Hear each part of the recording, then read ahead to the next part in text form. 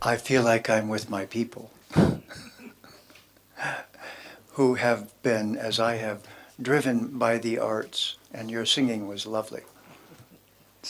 It made me wistful for the days. I studied sitar for 3 years, but I couldn't make the grade. Ravi Shankar said it took him 5 years to learn how to hold it. And so I made it to 3, and I went, I'm a poet. I'd played guitar, but so I see all of you as the representatives that I don't find as often, the artistic, aesthetic representatives of the Vedic civilization, which is so understated and so not understood by the world. Even though they can't help but notice it, they notice it in a chaotic way, not in the profound way. And Saraswati Ma is hardly spoken of. Now, in my case, although I'd love to share all those things with you, I'm here for a particular purpose, and that is to discuss linguistics with you. Most of the talks that I give on decolonizing the Gita, I can't talk at that level. I can't get it to move. I'll do my best. If I do this, I'm comfortable. If I do this, it's awkward. But I'll do my best. So it is, of course, if you've studied Sanskrit, and my Sanskrit professor was not just a professor, he was Pandit. He was from Benares. He was raised in a Brahmin family. He had memorized all 4,000 grammatical rules of the Ashtadhyayi Panini. You say something in Sanskrit, he'd say rule number 2,221. Now that's Pandit. I don't know Sanskrit. He knew Sanskrit. So, but I did learn some, and I learned to tell what is real. And I learned by that because I had taken English to that level of perfection. And if you insist later on, I'll do one poem before we're done. But I won't do it first because all poets try to do that. But through that, I became a linguist. And once I had an exposure to Sanskrit and saw that it was the basis of all the languages on our planet that are literary. It is the basis of Greek, it is the basis of Latin, it is the basis all along the Silk Road for thousands of years. My dear friend and a wonderful scholar, Nilesh Oak, I hope you've already seen some of his work, has shown us that Mahabharata 7,000 years ago, Ramayana 14,000 years ago, and Rig Veda 21,000 and older, but no younger than, no less than. And these numbers, at first disputable, are now indisputable because they're mentioned in the Itihasa. And as you probably know, Itihasa means as it actually was. Now, you could say that but not be able to prove it, but because of the astronomical calculations that are expressed in both of those texts, you can date them now by backdating them with a computer, and you can prove irrefutably that those time frames are absolutely correct. So we have two things. We have a history that is greater than any other history on the planet, and it is a literate culture with the most profound language. Now, that's where our conversation starts next, because there's something in language called linguistic drift. And in English, we have a saying, do you get my drift? That's perfect for English, because English is drifting all over the place all the time. Do you get my drift? Exactly. So, but Sanskrit doesn't drift. And this is just briefly what the 6 Veda Angas are. There are 6 Veda Angas that are the limbs of the Veda that carry it forward through history. And the first of those is Jyotish. And the final of those is Kalpa. Kalpa is all of the rituals that we do to interact with Prakriti. It's not just the Agnihotra. It's anything that is scientific is actually a ritual. It is actually a ritual that's repeated, and therefore it's rooted in the Sanskrit ritam. It is in the laws built into Prakriti. So this is a very important thing for us to understand, that science is Veda, who got their primary seeds during the colonial era. It's also true for psychology. Carl Jung, Abraham Maslow, all of them, William Sheldon, they all went and took pieces of knowledge from Barrett, called it my theory, and it was accepted, and all of that together is called discovery. On the one hand, discovery means we came and discovered you, and that meant the Pope did a papal bull in about 1452, just before Columbus went out, and the bull said, and I love calling it the Catholic bull, the bull said, anyone who's Catholic may go out in the world and discover it, which means steal everything, take what you want, enslave people, and make them Christian. And that's exactly what everyone did.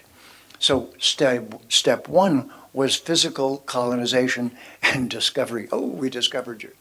And the next was intellectual discovery. That one is not talked about as much. So they get away with it, just like right now. What is Cameron doing with his film Avatar? He's distorting the meaning of Avatar. I believe we should all write a long letter to him and a large lawsuit, but hey, at least talk to him about it and say, look, you're distorting the meaning of one of the primary and important words in the Vedic civilization. If you did that with Judaism or Christianity or Islam, someone would chop your head off or your hands or something.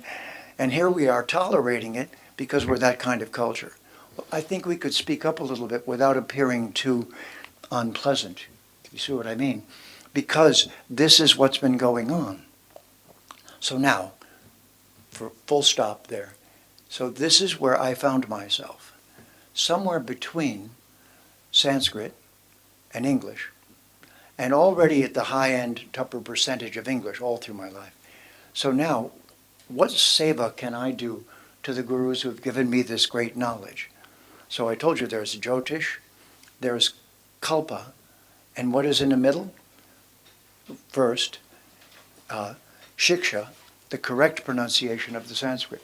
Second, Vyakarana, the 4,000 rules of the Ashtadhyayi Panini, the actual precise grammar. My professor of Sanskrit had memorized all 4,000.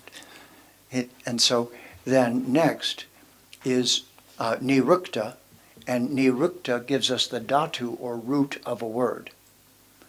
And the final one is Chandas, because it was all written in poetry.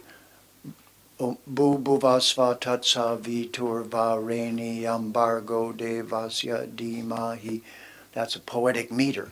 That same meter is in the Bhagavad Gita. Bahu nam janma nam ante jnana van mam prapadyate vasudeva sarvam iti samahatma sudurlabha. But that's not Gayatri meter. Gayatri's 3 8-syllable lines. This is 4. But the metrics, or the chandas, is how the sadhus and rishis memorized the Veda. And so Shakespeare did the same thing. If you look to Hamlet, to be or not to be, that is the question. Whether or not 'tis nobler in the mind to suffer the slings and arrows of outrageous fortune. It's built into the prose, but it's actually poetic meter with no end rhyme. And by doing that, the actors and actresses can memorize it, they can put more emotions into it, and so on. So that is by way of background. With that background, what we haven't seen so far is a full linguistic recovery from colonization. Instead, the Vedic civilization still says we're the Vedic religion. No, you're not. You're not a religion. You're the Sanatana Dharma. Religion is from the word ligament. Did you know that? But the origin of the word religion is ligament. It holds and binds things together with rules. So the Christian and Abrahamic religions are rule books. And there's one book and they're rule books, and they tell you what to do. They're religions. The Sanatana Dharma, the Hindu Vedic Sanatana Dharma culture, is not a rule book. It's much, much more than that. And itihasa, by the way, gave us the word history. Can you hear it? Itihasa, history. So the English language, I would like to say to you, has not just been borrowing Sanskrit terms, but degrading them and hiding them inside. One of my favorites, I spoke to some group of medical persons today, and a lot of them were cardiologists or associated with it. So what is the meaning of that, cardiologist? And you'll say, oh, someone who works on the heart. And I'll say, so what is the Sanskrit word on which it's based? You may not know. It's hridaya. Hridaya. So that's the basis of cardiac. But how many people that speak English know that cardiac is from the Sanskrit word hridaya? How many know there's any link? So this is what's next I'm proposing to you. And that if this doesn't happen next, you'll lose your children. You'll lose the next generation to sloppy, unconscious languages like English. And English is inevitable because they stole all the object words in the world. It's their object word vocabulary that makes them what they are. But it's not their meaning words. And this is where my proposal to you is that we need a revolution. And it isn't that we'll teach Sanskrit to everyone. We will teach them about 200 or so Sanskrit words that reveal and illuminate the Vedic worldview. It's the worldview that is not understood, and that's been desecrated so far. So then, here's the process. First, you take out the colonizing words from any Vedic text. So when we say in the Gita, comes alive, I'm not implying that the other acharyas who brought it over into English had no life in it, but all of them, to a person, used the wrong English words and therefore fell into the colonizing trap. The good news was they reached us anyway. My guru and the rest of them, I helped my guru translate the Bhagavad Purana, and I was his editor on the first 4 cantos. So in this way, we had to help get the Sanskrit into English that could be understandable. But that's just the beginning. That's not the end. And so far, it is the end. And all of these colonizing words are still being used. If we can start a revolution within the Vedic community to no longer use those and have a user's manual. Now, just a quick note upon that. In the Vedic civilization, in order to become an acharya, Shankaracharya, Ramanujacharya, Madhvacharya, and so forth, Nimbarka, all of them, Vishnu Swami, all of those, Chaitanya Mahaprabhu and his lineage, all of those acharyas have to do something. It's called Prasthana Trayi, the 3 pillars of evidence. They have to write a commentary on the 10 principal Upanishads and Om Purnamada Purnamidam Purnat Purnat Chandas. They have to do that, and then they have to write a commentary on Veda Vyasa's 550 Vedanta Sutras, and then added to that in the Prasthana Trayi is the Bhagavad Gita. So those 3 texts, you cannot become a sampradaya unless you comment on those texts. And having commented on those, you establish a perspective. Advaita, Dvaita, Vishishta Dvaita, and so forth. Now those legitimate perspectives are just illuminating different angles of what is true about the Vedic messages. And we've made them into adversarial groups who are against each other and sectarian, but that's from colonization. That's not the truth. But the truth is, of all of the texts given in the Vedic library, and I call, if the Christians call themselves people of a book, I call us people of a library. I say, I've read your book. Have you read our library? Have you read any of the books in our library? Would you like to read a book in our library? No? Well, that's small-minded of you. That's called Duratma in Sanskrit. Mahatma is sure I'll read your library. You see? So this is what we need to do. We need to get a vocabulary going that reveals the Vedic worldview. What do we call, what is another name for the alphabet of Sanskrit? Someone tell me? You know what it is. What else? Yes, true. Akshar, Brahman. What else? What do you call it? The Deva... Devanagari. Deva Bhasha. And that's right. This is what the Devas speak. And next, Devanagari. It's the home. It's where the Devas reside. Okay, so if I understand this right, these many beings who are the administrators of our whole perspective, this whole, what do we call it? Jagat. What does Jagat mean? Moving forward. Gat. At a certain gate. Ja. By birth, by repeated birth and death. Jagat is the basic word that's missing in Christianity, missing in modern science. So everybody's got to go to a psychologist because they're so neurotic because they only have one lifetime and their life's a mess. And they don't have a Mahatma perspective. So I believe you're wearing the term Mahatma, or at least a related one. So in this way, what we need to do is simplify this and make it a plan so that the next generation has a user's manual, first of all, whether it's this version of the Gita or someone else's, but they need this as their user's manual. They need to have it be a part of their education so that they know the reference points for establishing the validity of their opinion, of their culture, and it doesn't get lost in the many volumes of the Veda, so that they can hold that focus and hold that clarity. This hasn't happened yet, because it's still come to the West in a broken or crumbled sort of way, and it's time to change that, in my opinion. So, in order to do the Gita, the first thing I did was remove all those colonizing words, and some of them are very humorous. I'll just tell you, a bit of a racy one. I don't tell everyone this one, but it's rather funny, actually. When I was growing up in Christianity, we used to sing hymns, Hymn. Yeah, and the minister, Methodist Church, he'd say, and now hymn number 221, Onward Christian Soldiers. And I'm going, Christian soldiers? Jesus had a gun? But anyway, so this is a hymn. Now, what does hymn mean in English? Well, you might say it means a song. Oh, interesting. Hymn. Is there any spelling that reminds you of in the English language? And you're going to find it difficult to find. Oh, she's laughing. It's a racy one. You found it. It's a racy one. It's an easy one, isn't it? No, racy one. It's a racy, easy one. It's hymen. Because when the bride lost her virginity on her wedding night, she screamed, and that was called her wedding hymn. And so you see, it's all about him. That's the other part of the joke. It's all about him. Yes. But this is Sanskrit buried. All of these words are buried in English.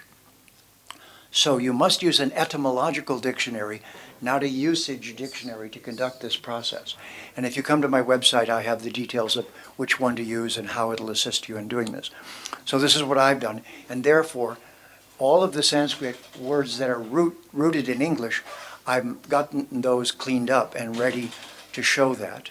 And then we remove all the Christian and colonizing terminology, God, Lord, sin, heaven, hell, all of that. One more funny one, that is heaven. So do you think heaven means Svargaloka? Well, actually, it's a Scottish word. And in Scotland, the glaciers scraped away all the topsoil. And it was so bad you could only grow oats. You could hardly grow anything else in that climate. And so every year they'd grow the oats, bring a sickle, cut them down, bring a tall wagon and a pitchfork, and throw the oats up into the wagon, which was called Heaven the Avon. And Avon is the name of the oat. It's called, in Old English, Avon. So Heaven the Avon became heaven. Heaven is having enough oatmeal for the winter in Scotland. Now, is that a synonym with Svargaloka? You see?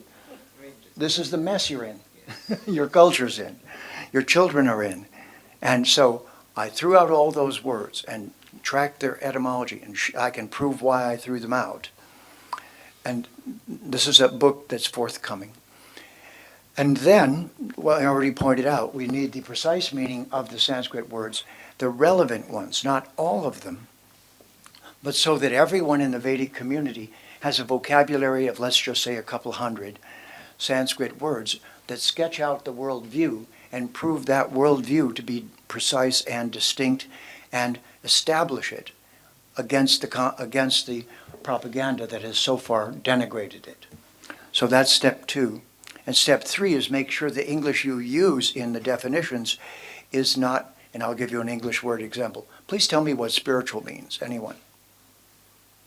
The precise meaning of spiritual. And yet everyone says it, my spiritual this, my spiritual that, our spiritual culture. It means breathing.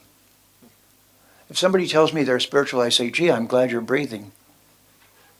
But I still have no idea what you're thinking.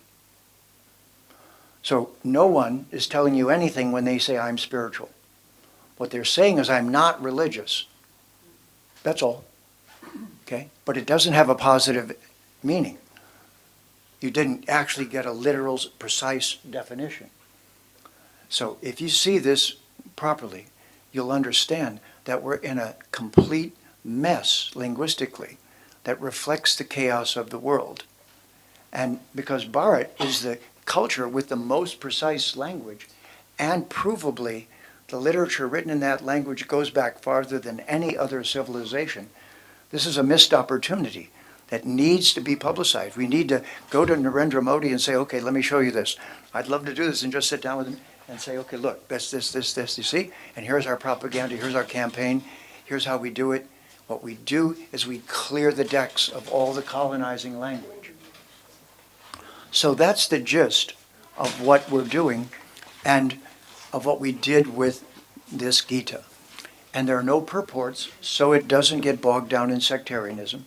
Besides, what I thought was that you need to be there with Bhagavan. You don't need someone also explaining it. That breaks the mood. Instead, you can just read through this and read all the verses, start to bottom, beginning to end, and it's just like you're there. And that's how it should be. It should be just like you're there. No explanation, just the conversation. Please, let it talk for itself. Bhagavan Uvacha, my dear Arjun, because we are friends, I'm going to explain myself to you. I'm actually going to explain who I am. Krishnastu Bhagavan Svayam. I'm going to Brahmabhuta Prasanatmana Sochati Nakakshati. I'm going to tell you who I am. So this is the book in which the avatar, not which avatar? The Purna avatar. How many Purna avatars are there? 2. Yes. There's Ram and there's Krishna. Sri Sita Ram and Radha Krishna. And so Raghupati Raghava Raja Ram Patita Pavana Sita Ram. And then for Krishna, Radhe Radhe, it's the gopis, Krishna, Vrindavan. And so these 2 avatars are the ultimate avatars, or those who descend. They descend at specific times for particular reasons, and each left behind itihasa. So when the story's unfolded correctly like this, and the words match the story. Oh yes, right. Yes, it's a myth.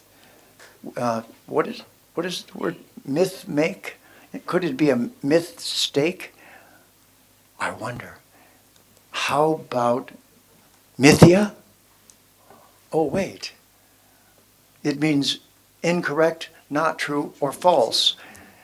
It doesn't mean a fairy tale from the Greeks or something like that.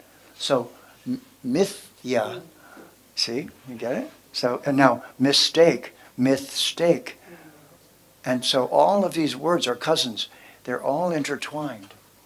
And when you finally understand all of this, then you go, oh, it's a revelation, you understand. And now, to tie this in with what we have in common, this is Saraswati Ma. So let me show you. What do we receive from a guru when he's kind of going like this and giving us some knowledge that's right from the Veda? Oh, dictionary.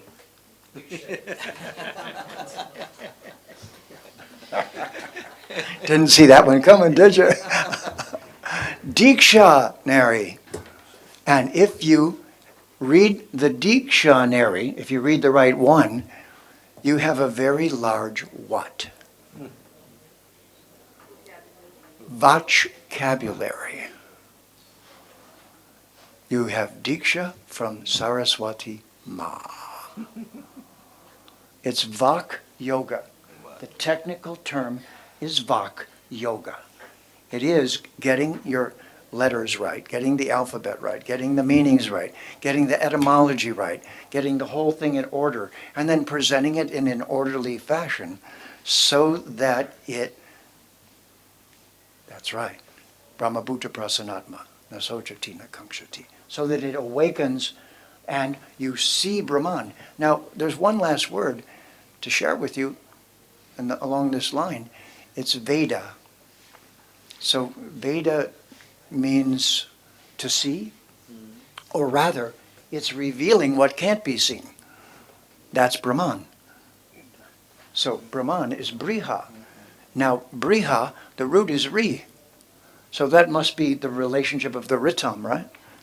And if it's the Ritam, then it's also reading, writing, arithmetic, all based on Ritam, all based on the Vedic knowledge.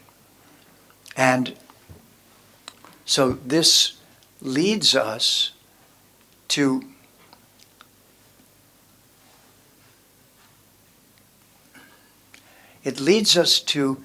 reestablishing the discourse that was given by Bhagavan. And that's why the Gita stands out amongst all of them. You might say it's a kind of argument. It's a kind of going back and forth. And it is indeed an argument. Why? What is the root of the word argument? Thank you. Argentum, silver. Because if you want to polish silver, you have to rub it, which is otherwise known as debating or what? Arguing. Arguing is not adversarial. Debating is beating. Whereas arguing is rubbing up against each other. This is what the great acharyas did. I'll end with how's my time? Are we almost there? Yes. Yeah, pretty much? Okay. So I'll end with one of my favorite stories, which is Ramanuja Acharya is debating on Advaitin, who's a great scholar in the time that they both lived. And they're having an 18-day debate all day long. The classic Vedanta debate, And so finally, on the 17th day, the Advaitin just destroys his position, just crashes him. And he's so depressed, and he goes home. On the way home, there's a temple of Bhagavan. He just goes in, and he bows down and falls asleep. It's been a 12-hour day arguing because they're still friends at the end. So he gets up in the morning. He's got to run back and be at the argument, and he gets there and sits down, and his opponent looks over at him, and he stands up and he dandavats Ramanuja,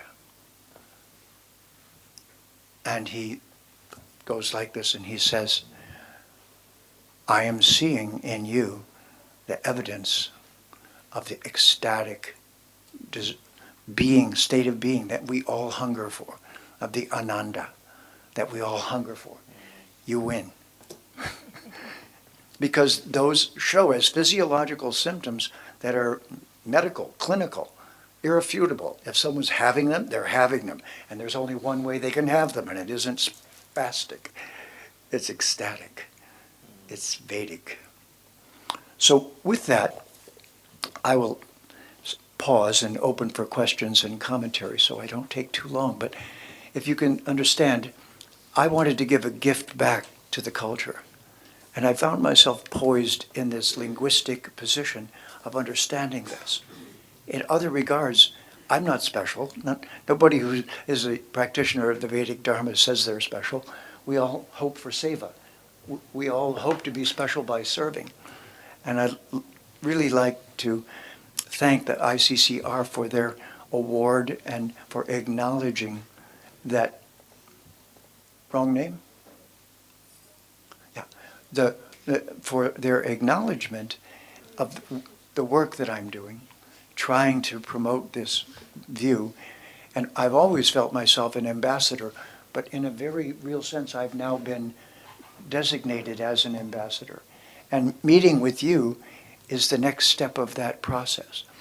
And so I'm here at their expense, here able to share these ideas in person with you. And I know you're the thought leaders of your culture.